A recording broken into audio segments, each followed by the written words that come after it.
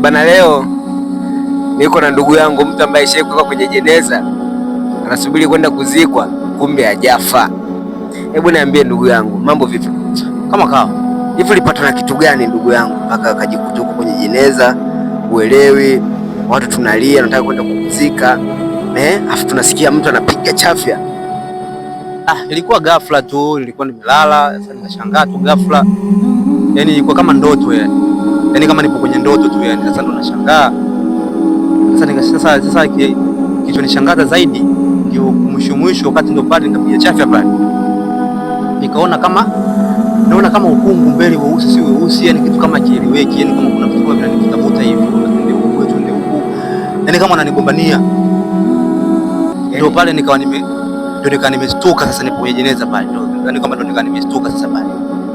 Sasa yani hapo kabla ya kushtuka, yani ulivyokuwa unaona wanakugombania, yani taswira za wale watu walikuwa wanakugombania ni kama vitu fulani, ni watu au ni vitu gani ambavyo, yani kwa wewe ulivyokuwa unaona vitu vinavyoelezeka ni majitu ya ajabu, yani sijui nikueleze kitu gani, yani ni majitu ya ajabu. Mimi asilimia kubwa naonaga kwenye movie za kizungu huko, unaonaga sana huko, yani movie za kizungu unaonaga huko majitu, yani haeleweki. Kwa mtu kwanza ana jicho moja katikati hapa, wakawa wananigombania, kila mtu anashika kwenye.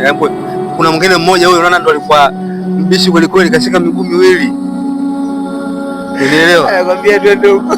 Nilikuta aisee, niliogopa sana.